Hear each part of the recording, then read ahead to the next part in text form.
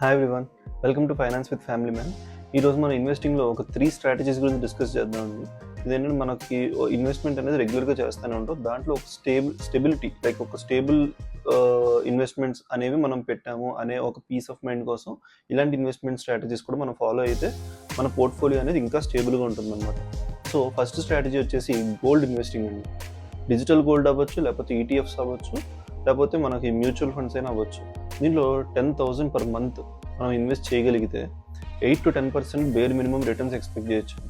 ఎందుకంటే ఇంకా ఎక్కువ ఇచ్చిన ఇయర్స్ కూడా ఉన్నాయి, బట్ బేర్ మినిమంగా 8-10% రిటర్న్స్ అయితే స్టడీగా ఎక్స్పెక్ట్ చేయొచ్చు. మార్కెట్ డౌన్ అయినా గోల్డ్ అనేది డెఫినెట్లీ హోల్డ్ అవుతుందండి. ఎందుకంటే మన మార్కెట్ డౌన్ అయితే అన్ని కంట్రీస్ కూడా దేని మీద కాన్సన్ట్రేట్ చేస్తాయంటే గోల్డ్ అక్యుములేషన్ మీదనే కాన్సన్ట్రేట్ చేస్తాయి.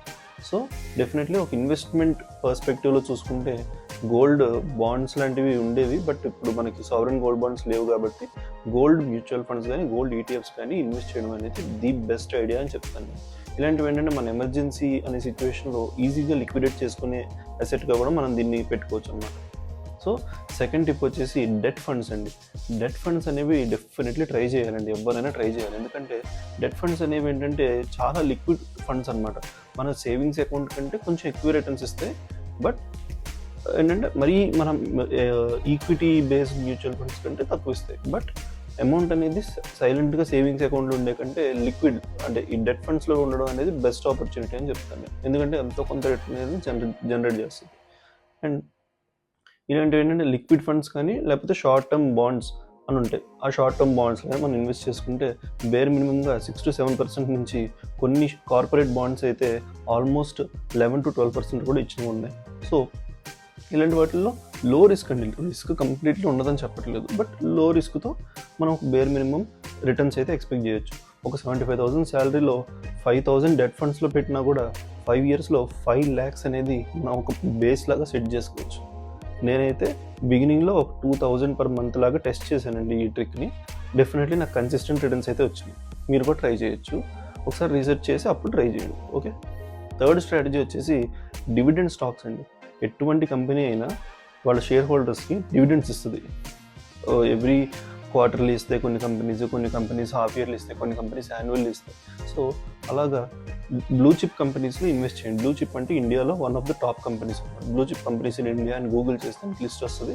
అలాంటి వాటిల్లో హై డివిడెండ్ ఇచ్చే స్టాక్స్ అండ్ ఆల్సో మంచి స్టాక్స్ ఏమి ఉన్నాయో చూసుకుని దాంట్లో ఇన్వెస్ట్ చేస్తే మినిమం 2-3% డివిడెండే మనకి ఇయర్లీ ఇచ్చే కంపెనీస్ ఉన్నాయి.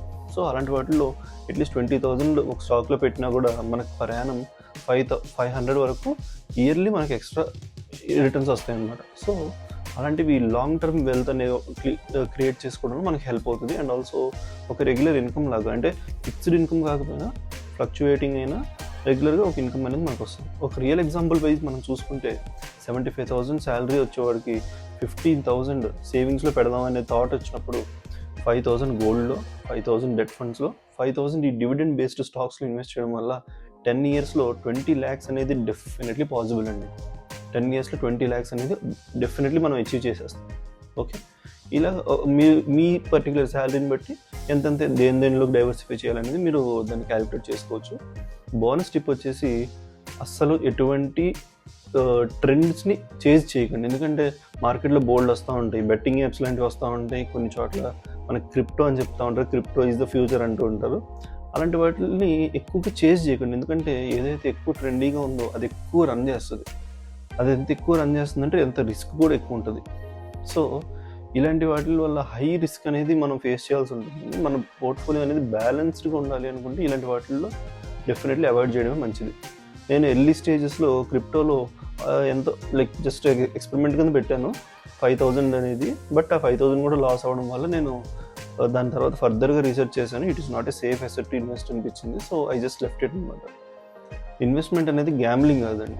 ఒక ప్లానింగ్తో చేసుకుంటే మనకు stable returns and stable future అనేది కూడా మనం కాంక్రీట్గా ఎక్స్పెక్ట్ చేయొచ్చు. నేను ఒక ఫ్యామిలీ మ్యాన్ లాగా అన్నీ టెస్ట్ చేశానండి. ఈ ట్రిక్స్ని, ఈ స్ట్రాటజీస్ అన్నీ నాకు వర్క్ అయినాయి కాబట్టి ఈ వీడియోని నేను ఇవన్నీ పోస్ట్ చేస్తాను. డైలీ షార్ట్స్లో ఒక టిప్ అనేది ఎక్స్ప్లెయిన్ చేస్తున్నాను, అండ్ అలాంగ్ విత్ దట్ ఇలాగ లాంగ్ వీడియోస్లో డీటెయిల్డ్ డిస్క్రిప్షన్ కూడా ఇస్తున్నాను. సో సబ్స్క్రైబ్ చేయండి. ఎవరికైనా యూజ్ అవుతుంది, ఎవరికైనా ఇన్ఫర్మేటివ్ అనిపిస్తే దాన్ని షేర్ చేయండి. రేపు మనీ మేనేజ్మెంట్ హ్యాక్స్ గురించి డిస్కస్ చేద్దాం. మనీ స్మార్ట్ అవుదాం, మనల్ని మన ఫ్యామిలీని సెక్యూర్ చేద్దాం. బాయ్. Thank you.